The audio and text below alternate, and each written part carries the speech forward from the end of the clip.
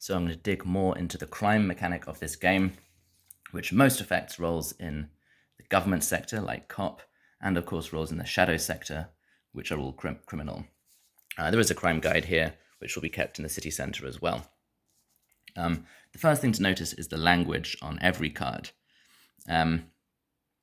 If I use the word must in a rule, capitalized, such as you must not enter the red light district, that means that to do so is to break the game rules. In other words, you really cannot do that.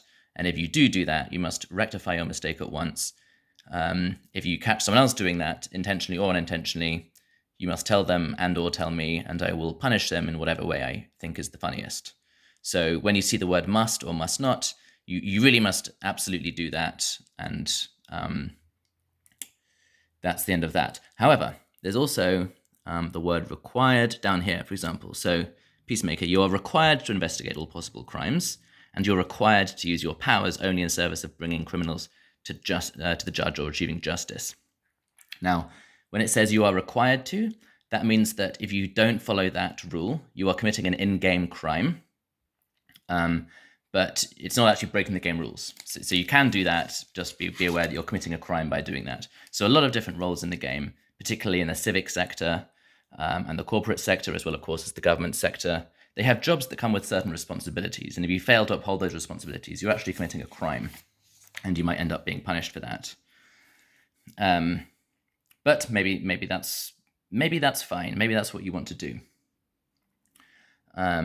You might be thinking, oh dear, but this is the cop. This is the role whose responsibility it is to go around catching people who are committing crimes. So if they're committing crimes, who's going to catch them? Well, don't worry, because we also have the judge up here, who likewise is required to use their powers only in service of bringing criminals to justice. And they're required to sentence players fairly, neutrally, and in good faith in accordance with the crimes they've committed.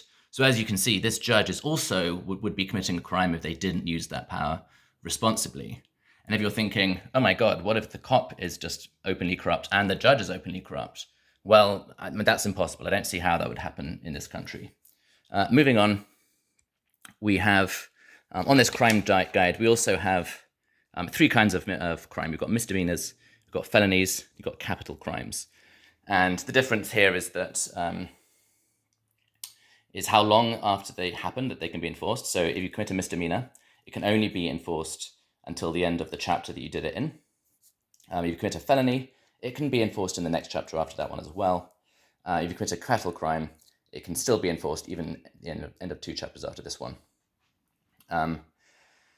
The crimes are generally listed as a misdemeanor or a felony. So for example, the lower down shadow roles, having them is just a misdemeanor. Once you have a higher up shadow role, it's going to be a felony. The maximum sentence is changed. So as I mentioned, the judge is in charge of sentencing crimes as they are brought in by the cop or the police detective or the undercover cop or the FBI agent. So the judge decides, and the judge here can give a punishment, either a fine or putting them into prison, giving them the prisoner job. It's up to them. And likewise, that increases until, of course, capital crimes can be punished, not just through giving a prisoner job or just straight up executing them. So also important is that the you are required to thing, so breaking the you are required to phrased rules, that always counts as a misdemeanor. So that's where you're going to end up, how you're going to end up being charged.